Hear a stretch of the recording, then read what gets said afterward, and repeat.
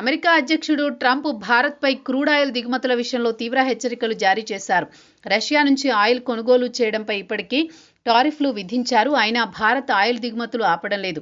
6 నెలలుగా భారత్ రోజుకు 1.8 million బ్యారెళ్ల Russia నుంచి దిగుమతి చేసుకుంటోంది. మొత్తం దిగుమతుల్లో 35% ఇక్కడి నుంచే వస్తోంది. దీంతో తాజాగా ట్రంప్ మరోమారు హెచ్చరించారు. దీని వెనుక అమెరికా ఆర్థిక వ్యూహం దాగి ఉంది.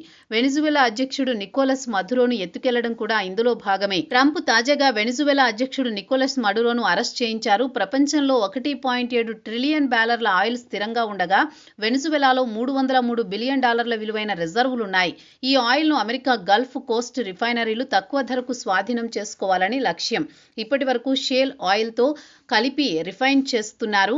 ఇక మార్పు తప్పనిసరి. తక్కువ ధరకు వచ్చే వెనిజువెలా ఆయిల్తో రిఫైన్ చేస్తారు. అమెరికాలో ఉత్పత్తి అయ్యే షేల్ ఆయిల్కు అధిక ధరకు భారత్కు అంటగట్టాలని చూస్తున్నారు.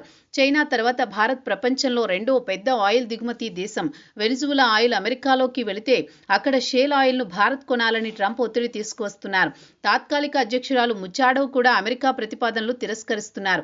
$17.3 ట్రిలియన్ ఆస్తి కోసం అమెరికా దీర్ఘకాల పోరాటానికి సిద్ధమవుతోంది.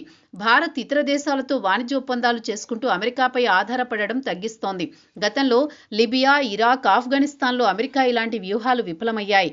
వెనిజువెలా కూడా ఇదే పరిణామం చూపవచ్చు. భారత్ ఆయిల్ సరఫరాలపై ఈ సంఘటన ఎలాంటి ప్రభావం చూపుతుందో చూడాలి.